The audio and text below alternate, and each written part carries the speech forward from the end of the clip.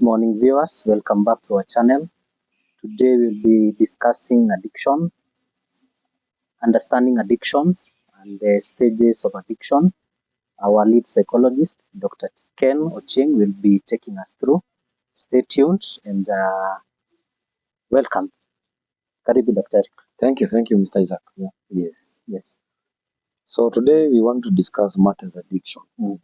Our society and many people at large apparently don't understand addiction in depth. Yeah.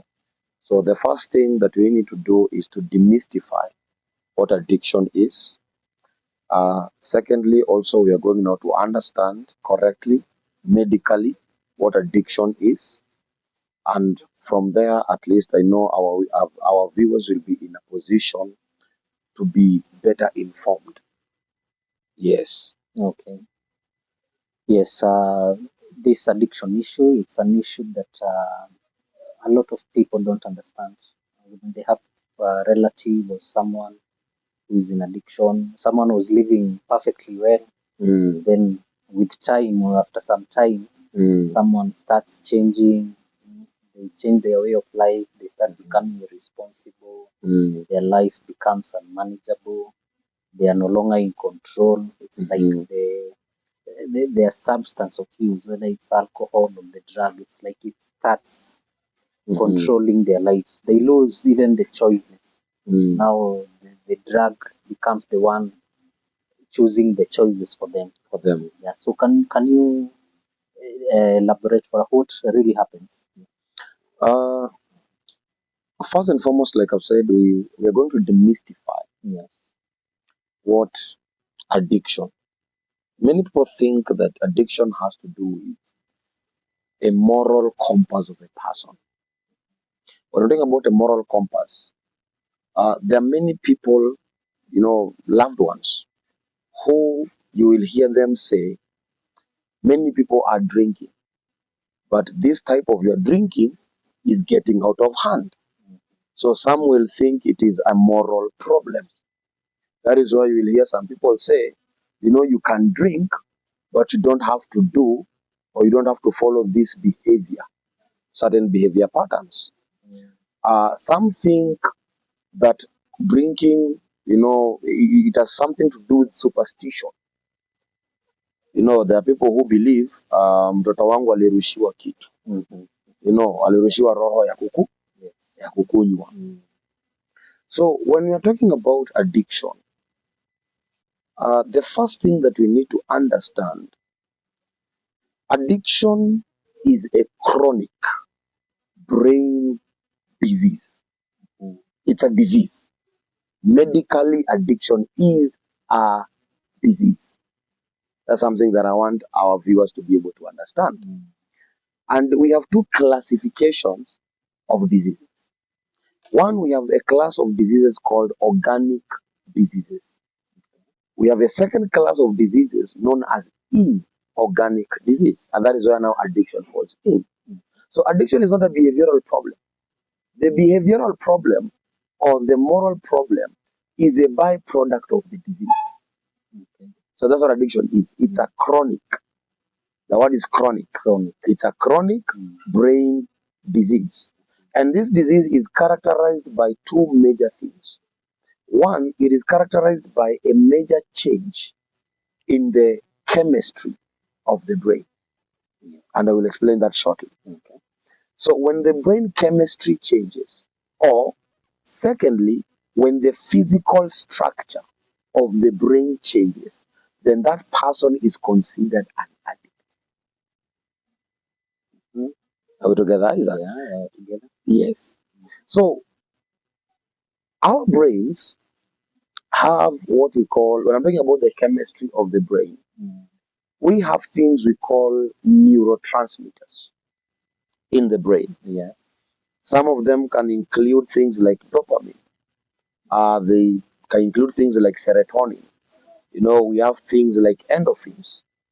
We have things like GABA. We have things like oxytocin. These are examples of what we call the neurotransmitters. And they make up what we call the chemistry of the brain. Okay. So the brain can develop a problem. One, the brain can struggle to regulate the production of certain neurotransmitters. Okay. So, for instance, you find the brain perhaps cannot, because of the chemical structure, cannot produce enough of, let's say, dopamine. Okay. Or if it is producing dopamine, it can produce dopamine in excess. Okay? So when the brain cannot regulate properly these neurotransmitters, then now you have already developed what we call addiction. Okay. So that's what we say addiction is. It's a chronic brain disease that is characterized by a major change in the chemistry of the brain or the physical structure of the brain. Okay. So these changes make it difficult for people to naturally be able to regulate these neurotransmitters. And these neurotransmitters, they play a very key role. One, in what you call the cognitive ability of a person. When I'm talking about cognitive ability, I am talking about the ability of a person to think clearly, the ability of the person to process information clearly, the ability of a person to be able to learn. Understand that? The ability of a person, to retain information, things like memory. So these neurotransmitters play a very key role in those cognitive abilities. And now when there is either overproduction or underproduction or dysregulation, this will be affected. These neurotransmitters also play a very key role on emotional regulation of an individual. Okay. The way sometimes you wake up and you feel, Yeah. today I'm feeling happy, the other days you are waking up and you're feeling blue. Yes. There are days you wake up and sometimes you just feel cranky. There are days you wake up and you feel stressed. The neurotransmitters play a very key role in our emotions and even in our emotional regulation. And also this now affects the general physical behavior, the observable behavior of a person. Okay. You understand that? Yes. So that is what addiction is. Okay. It's a brain disease. Mm. And I know now the question will be, what causes? What causes? Does it come before or after the use of the drug of the drugs? Yes. The causes of addiction can vary. Okay. One, it can be genetical, Isaac. Yes. Yes. And I can tell you, majority of the people suffering from addictive disorders or what you call addiction, they have inherited this thing Okay. From their bloodline. So there is a defective gene. We call it a defective gene or the X factor that is in the person. Okay. Now, this gene can be triggered by something. So, for instance, let's say your great grandfather or your grandfather or your father was maybe, let's say, struggling with alcoholism. Okay. That gene is inside the blood. And what if it's your mom's relatives? Yes. It's the same. Remember, you are made up of two people. Yes. Yes. You have chromosomes from your father's side, you have chromosomes from your mother's side. You see that now? Yes. So it can be, for instance, and when you look at many families, let's say you look at the father's side, you may see a child having maybe uncles from their side or aunties from their side. Now those are your father's brothers and sisters, or even your grandfather or your grandmother. When you look at that family tree, you will come and realize there's a trend. There is a pattern of the defective or the addictive gene. Also, when you look from your mother's side, also there could be that there is a pattern. So this is something that is hidden. It's a code that is hidden in the body of a child. And when now we are talking about genetics, it is important to note we have what we call dominant genes, and we have what we call recessive genes. Okay. So dominant gene means that the defective gene can be very strong and it can come out clearly. Okay. So let's say now you have the addictive gene of drinking. So this is somebody you will come and realize this child, they just, start drinking even from a very early age. And it is dominant, it is visible, it can be seen. Yet you'll come and find that this child has a sibling, but this sibling Is okay. is okay. True. So now that is where parents or loved ones get confused. Especially there are families which they have done a very good job in raising their children. Yeah. So it's a very confusing matter, because you will find a father or a mother who comes and says, I have raised these children in a very proper manner. Yes. They have never seen me drinking. So I don't understand where this habit came from. You see that now? Yeah. Yet it is in the blood. Now, when you look at, you can have, like, let's say even 3 children, and then one is a severe addict. And then you wonder, how come this guy is the only one who is drinking, yet the rest are perfectly normal, perfectly fine? Yeah. It is because they have the gene, yes, but inside of them, it is recessive. It's a recessive gene. And sometimes now you'll come and realize that child who seems to be okay, when now they get their own children, they start having the same problem. Oh yeah, yes. Because it can be recessive in you, but you can transfer it. Yeah, because it's still in the blood. It is still in the blood. True.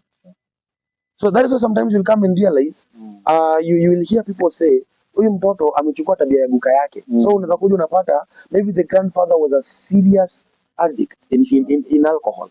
Now this son said, I'm not going to be like my father. I want to be a different person. Yes. This person, really tried so much to their level best not to go through that kind of life. And now they have their children. And now the child is typical image of the behaviorally of the grandfather. And then they say, we start bringing issues of culture, and maybe it is because you call him after your father or this kind of thing.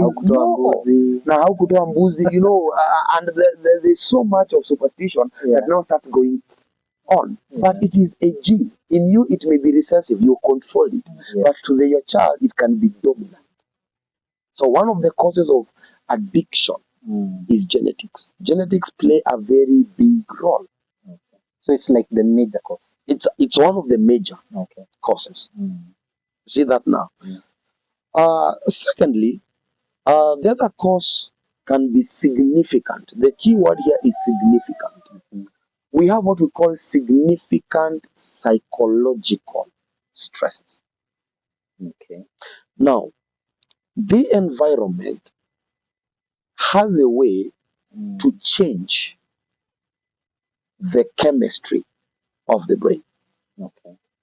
The environment you are in. Where you live. Where you live. Okay. The environment plays a similar role with alcohol. Now, for those who don't know, alcohol has the power to shrink the brain, literally. Okay. Alcohol, it can shrink the size of the brain. Okay. Now, toxic environment, stressful environment also has the power to do that to the brain of a child. When you say the environment, do you just mean the outside or even in the house? That is what now I'm talking about. Yeah. Yes. Okay. So let's say you're living in a house, and you're living in a house where the environment is very toxic. And I will define what toxic means. Okay. Let's say you're living in an environment where let's start with things like adverse. or abject poverty. Okay. So children grow up in an environment where they don't have good nutrition, or sometimes they can even barely, have decent meals. Okay. We call them ACEs, adverse childhood experiences, where you come and find that a child, maybe only has one pair of clothing. There are children who don't even enjoy childhood. Yes, parents are trying to make ends meet, but life is simply difficult, extremely difficult. Now, these people are prone because their brain will be affected with that kind of an environment. Remember, like I said, the environment can trigger the production of these neurotransmitters. Yeah. So when the neurotransmitters are affected, then it leads to that disease. Let me give an illustration with organic disease so that we understand. It is similar to a child who is malnutrition. Okay. That child, if they don't get proper, balanced diet, they can end up having a kwashiorkor. So kwashiorkor is a disease that comes as a result of malnutrition. True. You understand that now? Yeah. It is somebody like, let's say, a child who is not being exposed to enough sunlight, enough vitamin D. Now, that is environment. Exposing the child to sunshine, enriching the child with vitamin D. Now, if there is deficiency of that, the child will develop a disease known as what? Rickets or ball heads. So it is similar to the brain. So when the brain now doesn't get enough nutrition of certain things, not just food alone. Food is only but one. And we're going to discuss about, the nutrition of the brain. When the brain lacks that nutrition, then the production of the neurotransmitters get affected. And we have, I classify them as the 5 A's. I call them the 5 A's nutrition of the brain. Okay. So let's say a child lacks affection. That's the first A. So you're living in a home and there is no affection in the home, either because of domestic violence or because of things like neglect, things like abandonment, and you just say, I don't care. So the child is just there. So they just grow up without affection. That will affect the brain of a child significantly. So what is affection?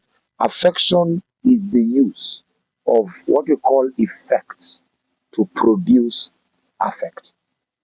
So it is being intentional, it is being deliberate, it is being mindful of doing the right things in the right way to produce the right emotions in the person. Okay. The second nutrition is what we call affirmation. Yeah. Affirmation is when you say positive things. This is the nutrition of the brain. So there are people or there are children who grow up in families where constantly they are always given negative feedback. Okay. Verbal abuse. Every time a person opens their mouth, I know, right now, there's a parent who is saying, but Daktari, my child is hard-headed. My child is hard-headed. My child is, stubborn, ni kichwa ngumu. So the only way I can deal with this child is constant verbal abuse. But you see, it's like saying, this child is disturbing me, so let me give them poison. True. They will die eventually.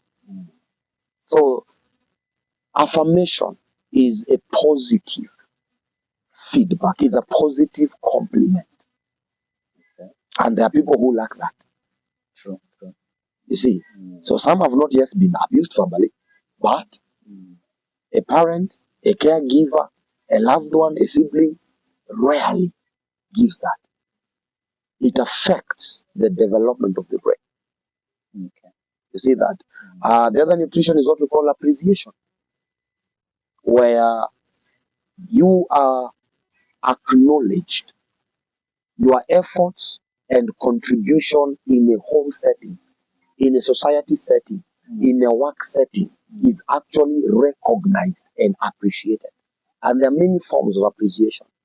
You know, the people who give gifts, there are people who will thank you. You know, there are people who will do nice things. The people will, you know, build certain events just to appreciate you. Now, these things are very key. They are very vital in the development of a person, especially the brain.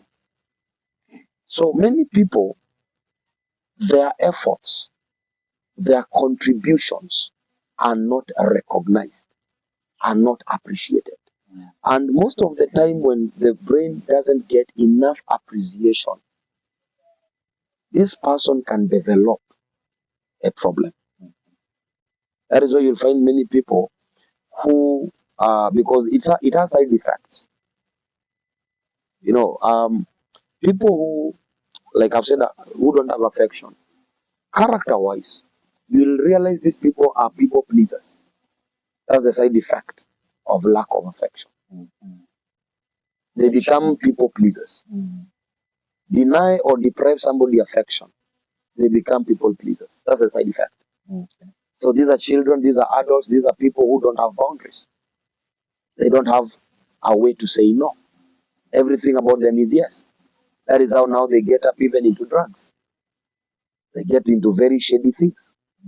Because what they're looking for is that affection. I want to feel loved. The side effect of not having somebody to affirm you is you develop very low self-esteem. So there are people, now they develop very low self-esteem. They feel, you know, they are not of worth about themselves. So what will these people do? Some of them even result now into drugs to do what? Enhance their confidence. True.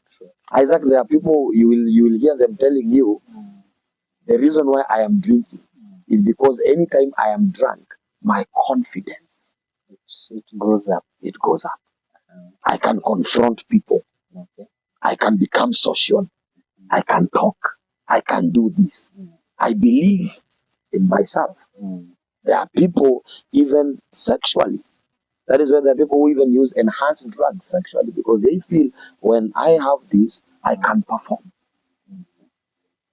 You know, for a minute, I felt like you were talking about me.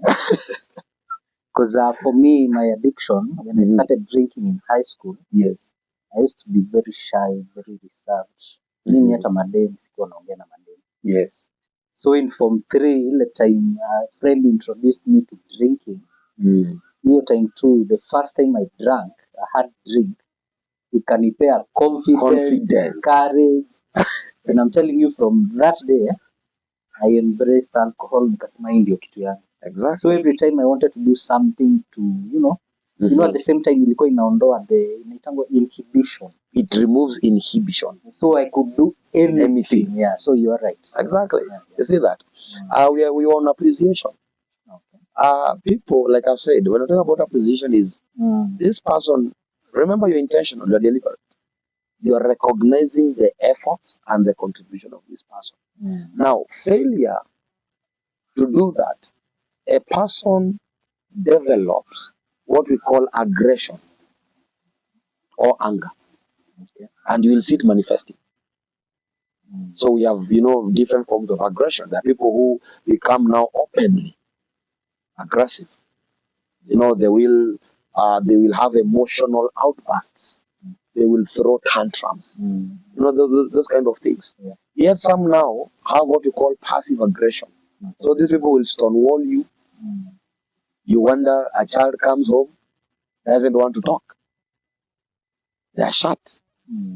These are people who stuff issues. You do things constantly, you are always criticizing them negatively. You have never seen anything positive they've done. So they just keep quiet. And all this energy They stuff it. Now you see what is happening is they are not just angry.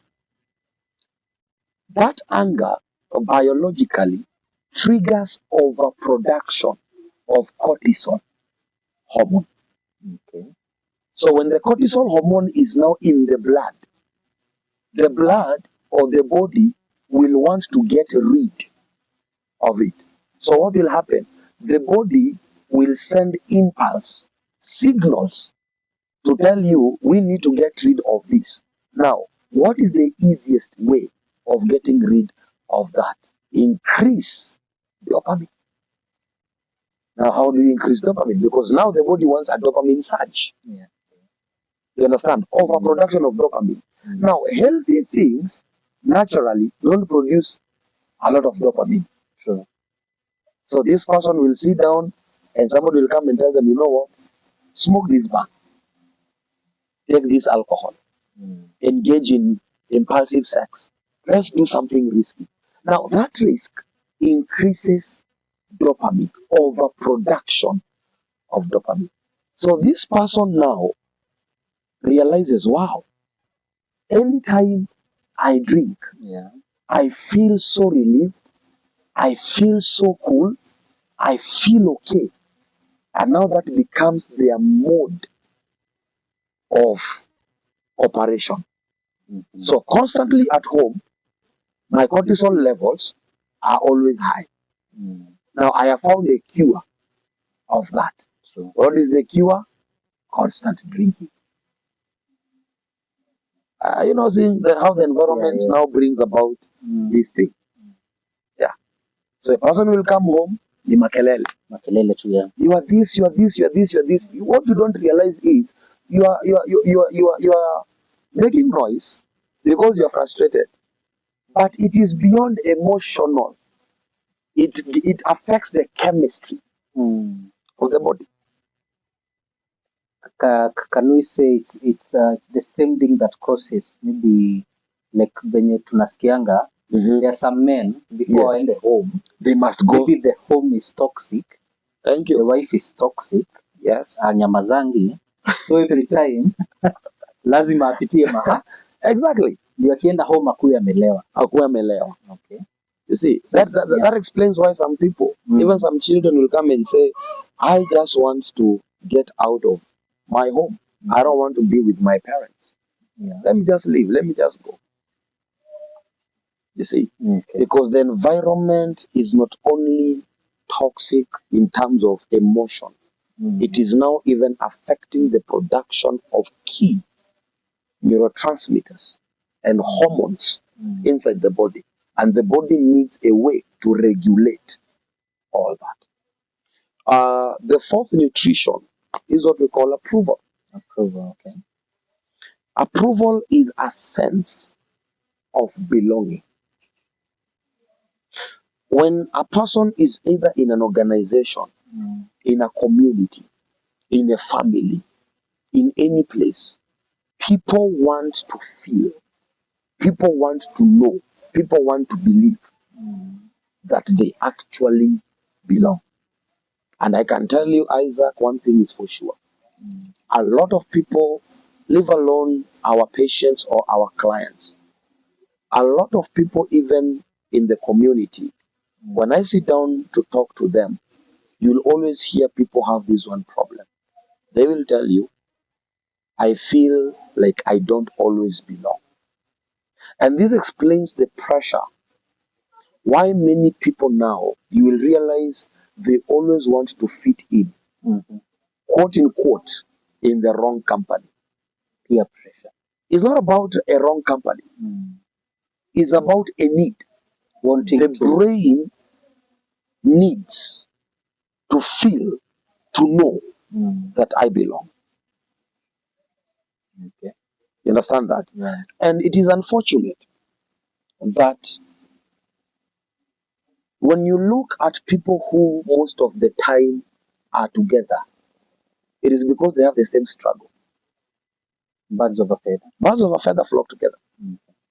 So you will find, for instance, a family that has a very strong value system.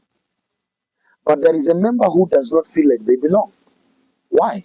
Because constantly they are made.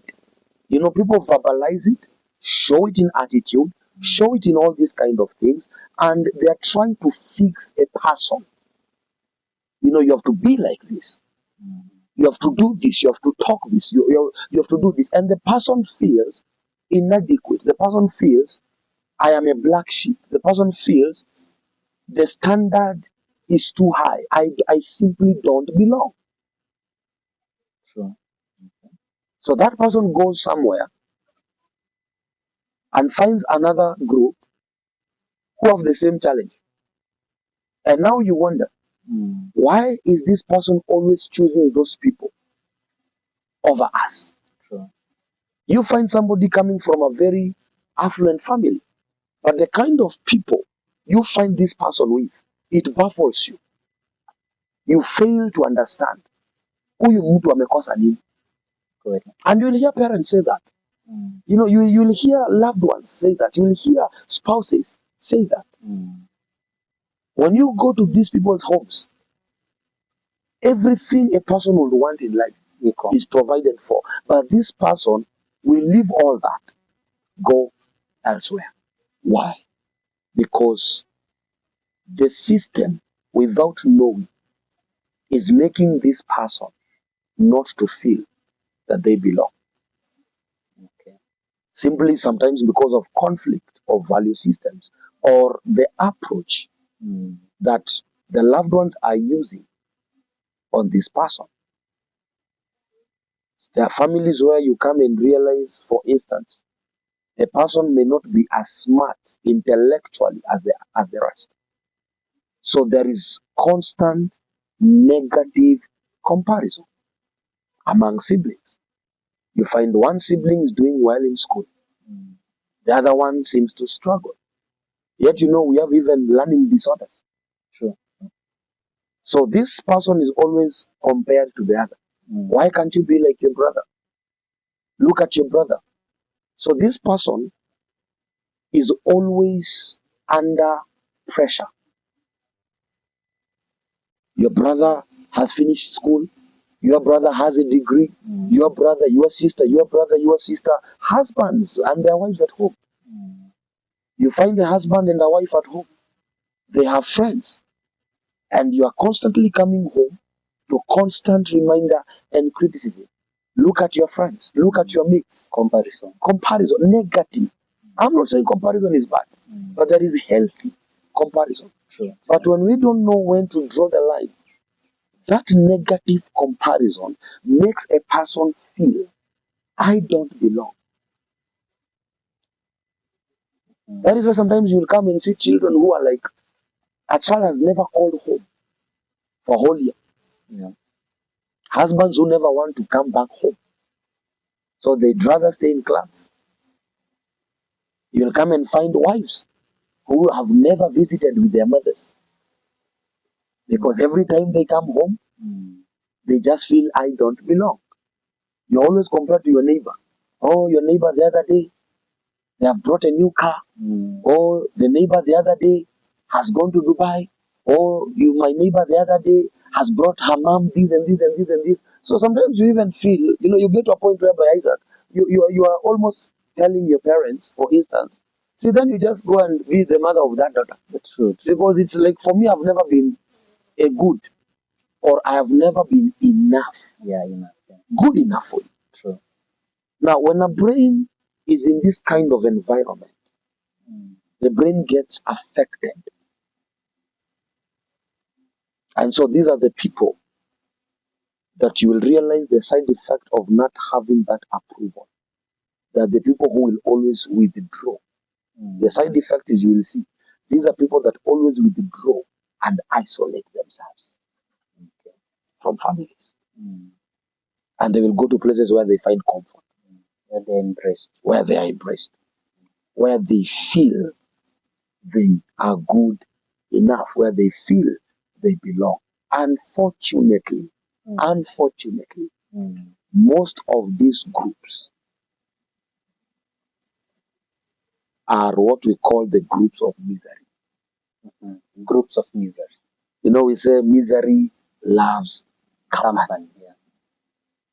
So they will drink themselves to death. Sure. They will smoke themselves to death.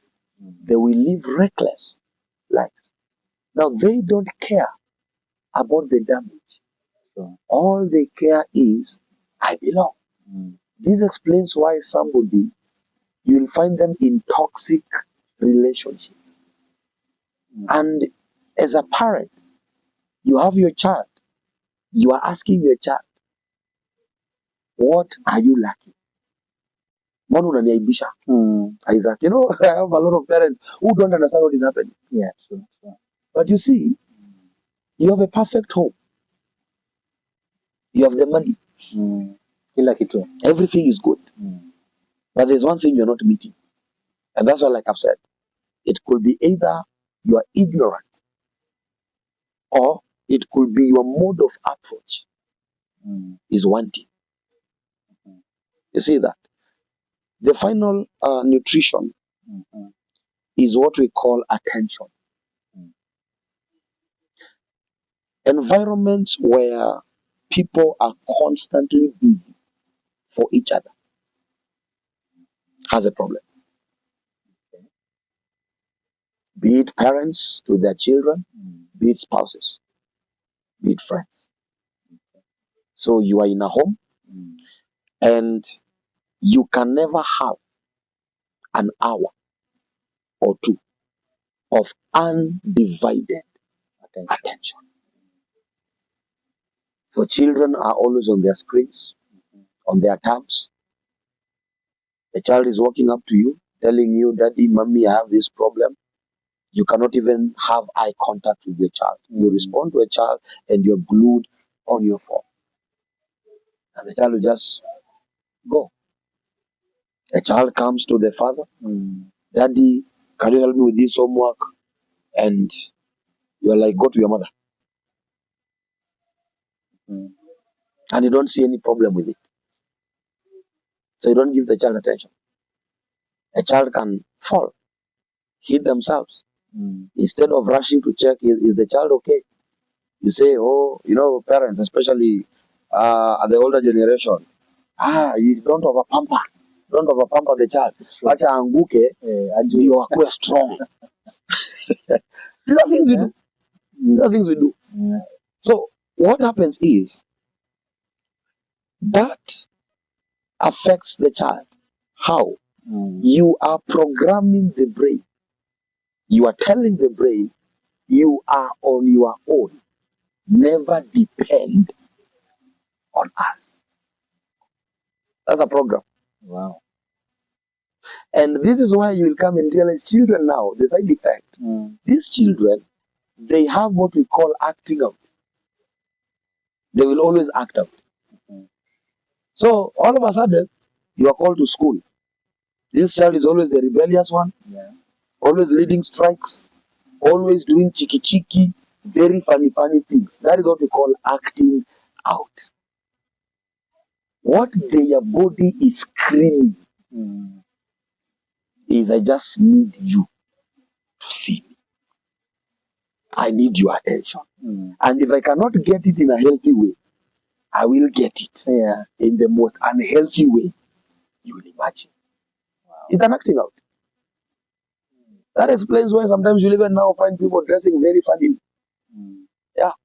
Throwing tantrums, emotional tantrums. You know, doing things because at the end of the day, they're just, it is not them. The brain is telling you, it's a signal, it's a code of information. There's something lacking. I am lacking this. And I need you to see me. I need to feel I am not invisible. So these are things that many people downplay. Yet, in the adulthood, it now comes. It's similar to people who come and say, I don't need a vaccine. A child is born, they are supposed to be taken for postnatal care, and they come and say, sasa sisi tuligrow, they grew. What is the need for polio vaccine? What is the need for BCG? You may not give the child that, but you'll come and realize later the child may begin developing complications health-wise. True is also for addiction. The things you come and say, but you are focusing on these other things, and we were trying to make ends meet. Nobody is refuting that. Nobody is disputing that, Isaac. But Kuna mahali. You see the things you have done today, we will be waiting for you in the future. 10 or 20 or 15 years in the future. Because they have a way to manifest. Okay. So that is the second cause of addiction. Okay. The environment. We are talking about the toxicity of the environment. Child abuse, sexual abuse. There are children who have been molested. Physical abuse. Mzazi unasema na discipline mtoto, but that is not discipline. You have rage, you have anger, you have unresolved issues within yourself. So what you're doing is you are displacing your anger on the weak, on the vulnerable. So there are parents who come and beat a child to a pulp. Beat a child, even there are children who come and tell you, hey, my dad, ni moto. Hey! And the father is proud. The father comes and, gets glory. I have to punish these children. But, you have to understand abuse and punishment. True. Yeah. You have to understand that. As much as you're punishing, punishment is not about hurting the child. The objective of punishment is through love to reprove that child. Through love. True. So as much as I am caning the child, as much as ninasomea mtoto ama namgombeza, the driving factor is love. The foundation is love. But you cannot come and tell me you love me, that is why you are beating me close to I cannot even go to school because I am bleeding. There are parents who have beaten their children to a point whereby they have even broken them. Now that is abuse in the name of punishment. And majority of people abuse children in the name of correction. But in reality, it is abuse. True. So those things affect how the brain works. Okay. I have talked about neglect. I've talked about abandonment. Yeah. You see that? So those are the major causes Okay. of addiction. Things that can actually significantly affect the change in the brain chemistry. And then thirdly, in the causes, we talk of things like accidents or certain medical conditions now. Okay. There are people, maybe somebody was hit by a blunt object. Remember our definition of addiction. We said addiction is a chronic brain disease.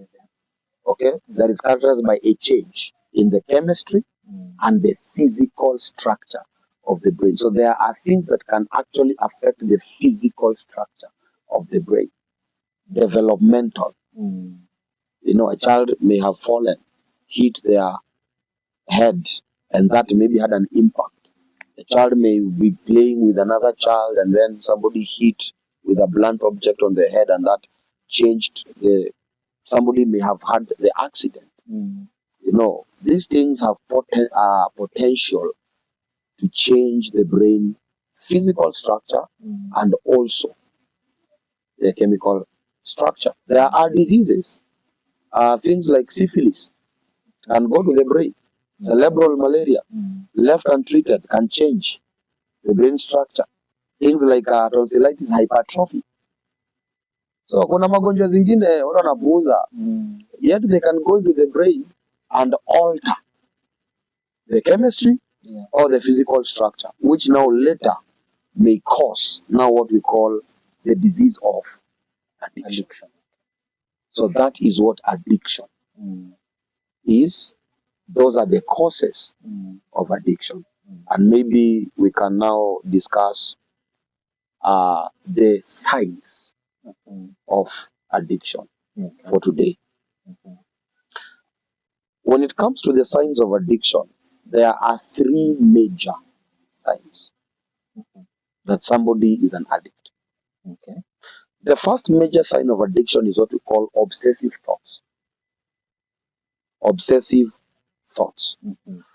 Isaac, have you ever been with a person and this guy thinks of nothing else, but they thinking particularly one thing? And you even hear people say, yani wewe hakuna kitu kingine unafikiria. Ukiamuka ni pombe, ukilala ni pombe, ukikaa hivi ni sigara. There's nothing else in this brain of yours that you can think of. Now, that is one of the hidden signs of addiction, an obsessive thought. Now, all of us, we have thoughts. But normal people don't obsess over certain thoughts. So you can think of something, you can imagine something, but you'll just let it go. You'll let it fly. But people who are addicts, they cannot let go of certain thoughts. They ruminate on those thoughts again and again and again and again until those thoughts, those imaginations are forced to materialize. They become a reality. Obsessive. So this person may be in school, but they're just thinking of that alcohol. They are working, but their mind is glued on that alcohol. Atatoka sangapi. It's not their fault. That's why sometimes you'll hear people say, okay, huyu jamaa nataka nimfunge hapa because akiponyoka anaenda kwa pombe. And this guy is working. It is not their fault. That thought cannot just seem to go away. It is there with them. It disturbs them until the only way they can find rest and peace is actually fulfilling the thought. That's why sometimes you'll hear somebody telling you, I cannot sleep. They are restless. Neno na mtu namwambia na usiniaibishe. And this person is just like, wait, when will this party, when will this fellowship, when will this thing end? People will tell you they have insomnia. They can't sleep at night. They will turn and toss. And that thought sometimes can become loud in their own heads. But the moment they seem to act on the thought, they find relief. It's called an obsessive. Addicts are the ones who can feel what I'm talking about. If you're not an addict, you may not understand it. But if you're an addict, you can relate with what I am saying. That is why somebody can get into a car. They have been called with their mother. Kuja Geshagi. And that person gets into the car and they know, I need to go home. The car is moving and they're like, this thing is becoming too heavy. They will alight somewhere along the road. They will never make the end of that journey. When they ask, they will even tell you, alitoka asubuhi. Yeah. The mother calls the husband or the wife. Asks the wife, kwani huyu jamaa alitoka, kwani hakuwa anakuja? No. The guy left here. But there's something, a force, a thought that cannot seem to leave this person. Secondly, you will see what we call a compulsive behaviors. Compulsive behaviors. An irresistible urge to do something. That's a sign. that you have addiction. Addiction. Okay. Something compels you. It's a force. That is why now there are people who come and say this thing now is spiritual. So you know the aftermath, the negative consequence of these things. You know this behavior, whether it is sex addiction, alcohol addiction, gambling, name it. This person knows very well this thing is killing me. I'm not happy about it. This thing is destroying my relationships. This thing is destroying my health. This thing is destroying my finances. Yet, for some weird reason, the person cannot bring themselves to stop. That is why in a layman's language, people say addiction is the continuous use of a substance or a continuous doing of a behavior despite the negative consequence. And you even find people advising people, wewe hauoni pombe inakuua, Huoni inakufanyia nini? hauoni pombe inakufanyia nini? Bibi ameenda, watoto wameenda, kazi imeisha, afya yako, you are almost on the brink of death. You can see clearly the negative impact this thing has. Now you will think that is enough motivation For them to quit. Yet they don't. Wanaongeza. Kama ilikuwa pombe wanaongeza bangi. Kama ilikuwa pombe wanaongeza bangi. And it baffles you and it makes you wonder what's going on. And then you hear people say, huyo mtu hajipendi. True. Huyo mtu mimi pombe hizi nifanya hivyo na niendelee. It is because you are not sick. It's a compelling force. That is why you find those people, before you give up on them, they have already given up on themselves. And proof they have already given up on themselves is they have nothing to live for. So they are perishing. They no longer have the fighting power within them. Isaac, do you know how debilitating the thought of this thing is killing me, yet I feel powerless over it? My family constantly gives me a blueprint of my failure, and I can see clearly that they make it seem so easy. You can just wake up and decide to stop it. Yet in me, as an addict, it's not that easy. I desire to change. I desire to fight it. But when that thought, when that urge, when that force comes, I am helpless. I can't do anything. And that is what you see now addicts struggle with.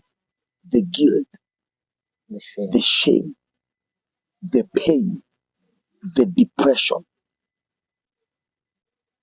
A guy sitting on a counter and knows very well, I am hurting my wife.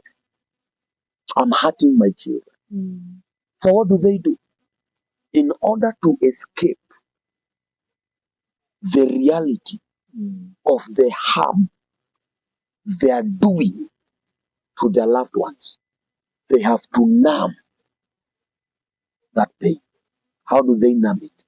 Drinking more. Disappearing. So you as a loved one, on the surface you will say, this person doesn't care about us. All they care about is their life, their lifestyle of drinking, their lifestyle of addiction. They don't care about anybody else. Yet in reality, this is somebody who is dying internally. So many people don't understand addicts. Isaac, many people don't understand addiction. They judge on the face value. They don't know the battle, the internal struggle this person is going through. Put yourself in their shoe. It's like somebody handing you over a gun. A thief walks into your house. These are your loved ones. He hands you over a gun and tells you, kill your own child, kill your own father, kill your own mother, kill your own spouse. And there's nothing you can do. And you pull that trigger. You cannot live with yourself. True. Yeah. Now, that is the very thing addicts go through. They know, I am killing my father. I am killing my mother. I am killing my husband. I'm killing my wife. True. I'm killing my home. I'm killing myself. Because of the pain I am exposing them to. The level of stress I have exposed them to. The kind of shame I have exposed them to in the society. Yet, for some reason, I can't help myself. So what will they do? They drink more. In order to numb the pain, in order to escape that reality, they withdraw, they isolate, and they just drink to forget. That's the compulsiveness of addiction. So the next time a loved one comes and says, you only care about you, you don't know the cross. True. An addict carries. It's a painful cross. The third manifestation of addiction is what we call a negative vicious cycle. Negative vicious cycle that leads to one, moral decadence, spiritual decadence, social decadence, financial decadence, physical, everything. The 5 spheres of life, all of them begin deteriorating. And that is what many people see. It's the easiest to mark. So a person, you come and realize this person was honest, all of a sudden they become dishonest. This person was responsible, all of a sudden they are now irresponsible. Their hygiene, they cannot keep their hygiene. People start selling things, people start stealing morally. Somebody begins getting involved in so many fights, legal problems and all that.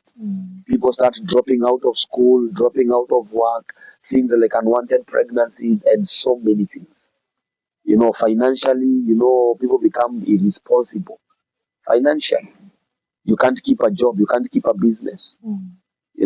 Spiritually, people start losing touch with their higher power. Their faith begins deteriorating, dying. So that's and it's very obvious for that. Okay. So that is what simply addiction is. Wow. So we have talked about what addiction is. It's a chronic brain disease characterized by change in the chemistry and the physical structure of the brain. We have been able to see the causes. It can be caused genetically, can be caused by toxic environment. It can be caused by things like accidents. And we have talked about the nutrition of the brain. Yes. And then we have talked about the manifestation of addiction. Yes. Wow. Daktari, thanks a lot. That is very educative. Yes. Viewers, pia I hope leo mmesoma and I hope it imewafungua and I hope this session will make you understand your relative more, why they are going through what they are going through, and it will make you take that form and seek for help for your loved ones, because it is a disease. It has nothing to do with behaviors or anything. It's a disease that needs treatment. Yes. Daktari, thanks a lot for that session. Karibu. Hiyo masomo ni mzuri sana. Thank you. Viewers, stay tuned for our next episode. We will be talking about the stages of addiction. Why? Because addiction doesn't just start from nowhere. Inakujanga na stages. So stay tuned. Thank you.